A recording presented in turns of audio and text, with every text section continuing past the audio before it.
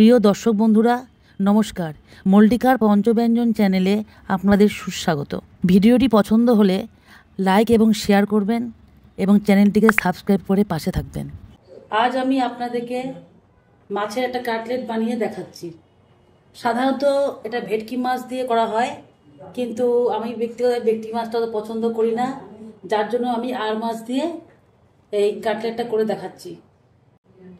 প্রথমে দেখুন, আর মাছের পিসগুলোকে আমি হলুদ লবণ দিয়ে সেদ্ধ করে তারপর কাটা ছাড়িয়ে হাত দিয়ে হালকা করে ম্যাশ করে রেখেছি। এখানে নিয়েছি টোস্ট বিস্কুটের গুঁড়ো, এখানে রয়েছে কুচানো পেঁয়াজ, কুচানো রসুন, ধনেপাতা, গরম মশলার গুঁড়ো, একটু পেঁয়াজ বাটা, লবণ, কাঁচা লঙ্কা বাটা, আদা বাটা, এখানে হলুদ, এখানে কাশ্মীরি লঙ্কা গুঁড়ো। এবার আমি এটাকে বানিয়ে নিচ্ছি। প্রথমে আমি একটু কড়াইতে সামান্য তেল দিয়ে নিচ্ছি। ভালোভাবে কড়াইতে তেলটা রাখিয়ে নিচ্ছি। আর আমি যখন মাছের ওই মন্ডটা তৈরি করব, তখন কড়াইয়ের মধ্যে তেলটা লাগানো না হলে ওটা কড়াইতে লেগে গিয়ে নষ্ট হতে পারে। তেলটা খুব ভালো মতো গরম হয়ে গেছে। আমি প্রথমে তেলের মধ্যে দিয়ে দিচ্ছি রসুন কুচি। রসুন কুচিটা আমি লাল করে ভাজবো না, একটু হালকাভাবে নেড়েই আমি এর মধ্যে দিয়ে দেবো পেঁয়াজ কুচি।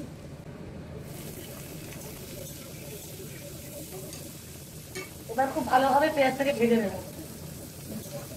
পেঁয়াজ ভাজার সময় আমি সামান্য লবণ এর মধ্যে অ্যাড করবো, পরে বাকি লবণটা দেবো যাতে পেঁয়াজটা তাড়াতাড়ি করে মজে যায়।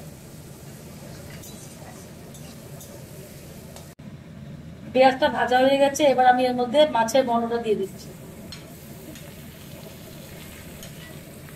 এবার দিয়ে দিচ্ছি এর মধ্যে আদা বাটা। আদা বাটাটা একটু বেশি করে দিতে হবে।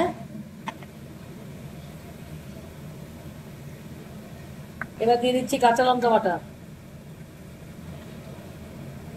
ভালো করে মিশিয়ে নেবে। বাটা ছিল এটাও দিয়ে দিচ্ছি।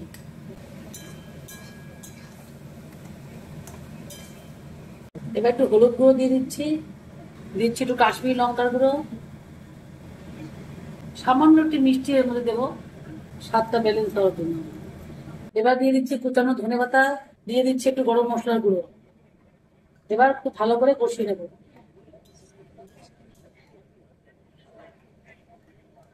এবার খুব সুন্দর একটা গন্ধ বের হচ্ছে বন্ধুরা। এবার খুব ভালো করে এটাকে কষিয়ে নিতে হবে, যাতে এর মধ্যে কোনো রকম জল ভাব না থাকে। এই জন্য আমরা সামান্য একটু বেসন এর মধ্যে ছড়িয়ে দেবো।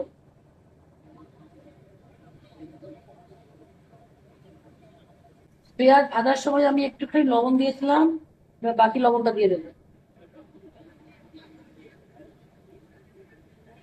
বেসনটা আরো একটু দিয়ে দিচ্ছি।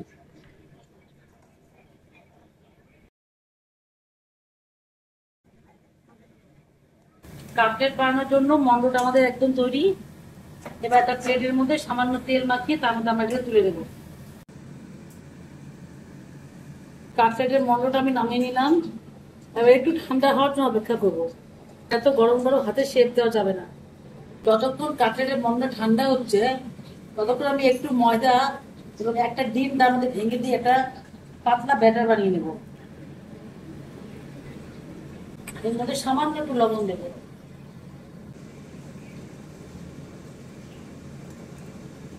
একটু জল দিয়ে দেবো।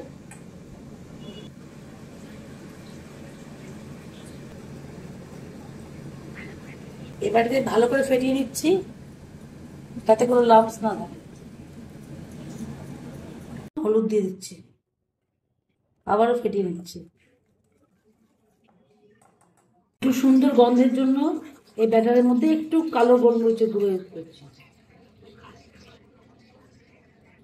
ফ্রাই প্যানটা গরম হয়ে গেছে, আমি এর মধ্যে সাদা তেল দিয়ে দিচ্ছি। তেলটা গরম হয়ে গেছে, এবার দেখুন কাটলেটটা বানিয়ে দিচ্ছি। হাতে একটু তেল লাগিয়ে নিলাম। এটা আপনাদের পছন্দ মতন যার যেরকম শেপ পছন্দ করে নিতে পারেন। এটা চপের মতনও করা যায়, গোল করা যায়।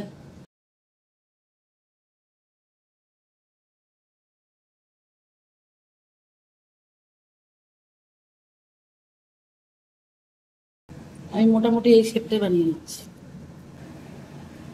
যে ব্যাটারটা বানিয়ে রেখেছিলাম তার মধ্যে একটু হালকা করে চুবিয়ে নিচ্ছি, তারপরে বিস্কুটের গুঁড়োটা মাখিয়ে নিচ্ছি। অনেকে ডাবল কোটিং করেন, আমি সিঙ্গেল কোটিং করছি। তেলে ছেড়ে দেবো। এবারে একটা পিঠ ভালো করে ভাজা হয়ে গেলে আস্তে করে উল্টে দেবো।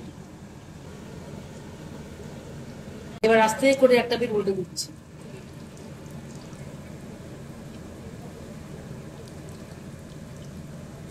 আমি আঁচটা একদম কমিয়ে রেখেছি, তাহলে আস্তে আস্তে ভেতর পর্যন্ত ভাজা হবে। ফিশ কাটলেটটা আমাদের হয়ে এসছে, এখন আস্তে উঠিয়ে নিচ্ছি। আপনারা এটাকে শ্যালো ফ্রাই না করে ডিপ ফ্রাইও করতে পারেন। আপনাদের জন্য মাছের কাটলেটটা একদম তৈরি। গন্ধরাজ লেবু, পেঁয়াজ এবং কাসুন্দি সহকারে প্লেটিং করে দেখাচ্ছি। রেসিপিটি আপনাদের কেমন লাগলো বন্ধুরা? যদি ভালো লেগে থাকে অবশ্যই আমাকে কমেন্ট করে জানাবেন। ধন্যবাদ।